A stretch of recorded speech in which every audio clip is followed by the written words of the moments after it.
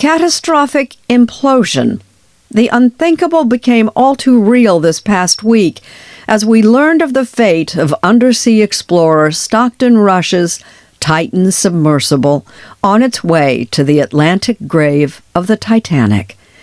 The questions, the second-guessing, David Pogue tells us, are likely to continue for a long time to come. Last summer, a company called OceanGate invited Sunday Morning to join an expedition to the Titanic. At the time, I was thrilled. Next time I come out of this doorway, I'll either be a changed man forever or cursing the bad weather. As the whole world knows now, OceanGate's business was taking adventure seekers on these Titanic dives. Oh, we're sitting on the Titanic. Yeah, we're on the Titanic. For $250,000 a ticket, on a one-of-a-kind carbon fiber submersible called the Titan. Carbon fiber is a great material. It's better than titanium. It's better than a lot of other materials. This is Stockton Rush, the CEO of OceanGate and the designer of the sub. Last Sunday, as he was piloting the sub to the Titanic, it imploded, killing him and his 4 passengers. We spent 9 days at sea with Rush last summer, and in wake of the tragic news, we thought you might like to see more of what we saw and hear more of what Stockton Rush said. The Titan wasn't like any previous deep-sea submersible. There was no dashboard, just a touchscreen computer and a single power button. We only have one button, that's it. Wait a minute, I've seen submersibles, and they are banks of controls, like cockpit after cockpit. Exactly. And this is to other submersibles what the iPhone was to the BlackBerry. But many of its components seemed surprisingly cheap. For views outside the sub, he had installed store-bought security cameras. As for the ceiling lights, I got these from Camper World. And then there was the steering unit. We run the whole thing with this game controller. Come on! So, it seems like a lot of the way you made this is by taking off-the-shelf parts and sort of MacGyvering them together. Yeah, pretty much. Does that not raise anybody's eyebrows in the industry? Oh yeah. Oh yeah. Yeah, no, I'm definitely an outlier. There were a lot of rules out there that didn't make engineering sense to me. Everyone I know keeps asking me the same question. Why would you get on that dangerous sub? Well, first of all, Stockton Rush had the credentials. He majored in aerospace engineering at Princeton. He designed and flew his own airplanes. He designed previous submersibles.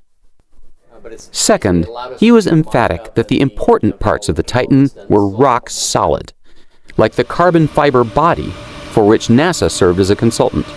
There's certain things that you want to be buttoned down, and that's the pressure vessel. Once the pressure vessel is, you're certain it's not going to collapse on everybody, everything else can fail. Your thrusters can go, your lights can go, you're still going to be safe. Third, I was convinced by an expert, P.H. Nargeolet, the veteran deep-sea explorer who also perished in the Titan. Over the years, he'd been to the Titanic more than just about anyone. How many times have you been? With the last dive, 37 times. You've been to the Titanic 37 times? Yes. I was in charge of 1, 2, 3, 4, 5 sub.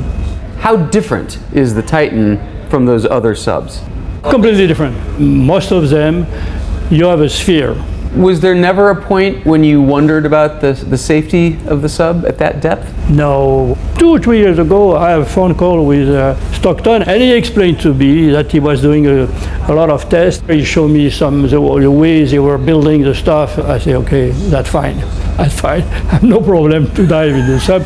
I was also impressed by the sub's 7 redundant systems for returning to the surface. These are roll weights. We can actually roll this up and those come off. That gains us some buoyancy to come back to the surface. Okay. These triple weights, we call them, are hydraulically driven. Expedition manager Kyle Bingham. Underneath this tray hang these bags. We're right around 35 pounds. And those hang down there.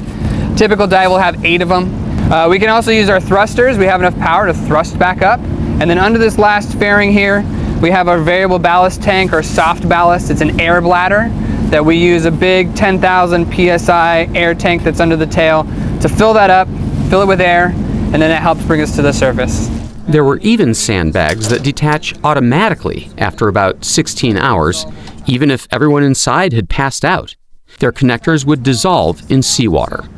So you have a backup of a backup of a backup of a backup of a backup.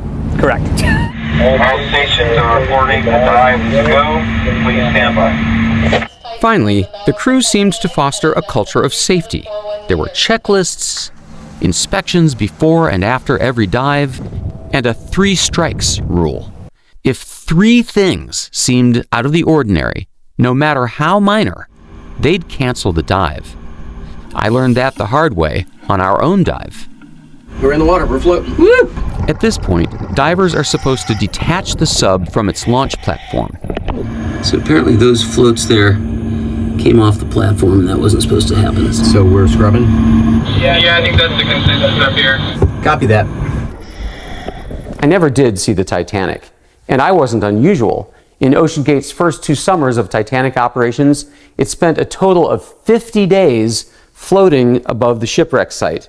But because of waves, bad weather, and malfunctions, the Titan actually made it to the Titanic only 12 times. But through it all, Stockton Rush defended his unconventional approach. I mean, anything when you're trying something outside the box, people inside the box think you're nuts. Same thing when Elon Musk was doing SpaceX. Inside the box, everything's scary. But as early as 2018, there was concern about the Titan's design. A former employee says that when he raised safety concerns, Rush fired him. That same year, a group of submersible engineers urged Rush to seek certification of the Titan by a safety agency. Rush declined, saying that regulation would stifle innovation. At some point, safety just is pure waste. I mean, if you just want to be safe, don't get out of bed, don't get in your car, don't do anything. Yeah. At some point, you're going to take some risk, and it really is a risk-reward question. I said, I think I can do this just as safely by breaking the rules. So, Captain McLaren, have you spent much time in submarines? David, my total time under the water, divorced from the outside atmosphere, is a little over 5 3/4 years. No kidding. Fact. Retired U.S. Navy submarine captain Alfred McLaren is not impressed by OceanGate's innovations.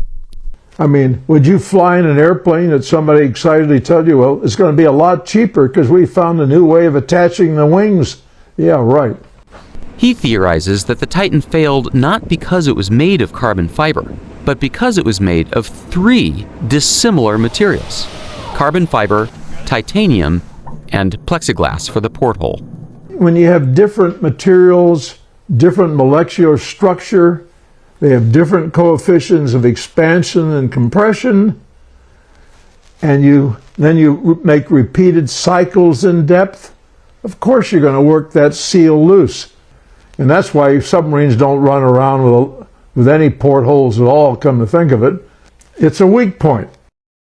I think there's a great, almost surreal irony here, which is Titanic sank because the captain took it full steam into an ice field at night on a moonless night with very poor visibility, after he had been repeatedly warned by telegram, by Marconigram. In an interview with Anderson Cooper, filmmaker and veteran Titanic diver James Cameron pointed out a sad parallel between Stockton Rush and the captain of the Titanic.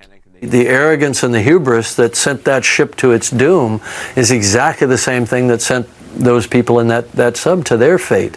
The world mourns the loss of Stockton Rush, P.H. Nargeolet, and their 3 passengers, British billionaire Hamish Harding, Pakistani businessman Shahzada Dawood, and his son Suleiman.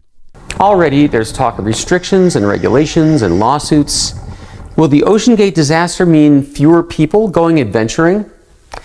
Well, every year people do die skydiving and scuba diving and climbing Mount Everest. Tragic every time, and yet people still keep coming. Some people just have that itch. For them, danger is the point. The risk of dying gives meaning to living. I think Stockton Rush was among them. I wanted to be sort of the Captain Kirk. I didn't want to be the passenger in the back. And I realized that the ocean is the universe. That's where life is.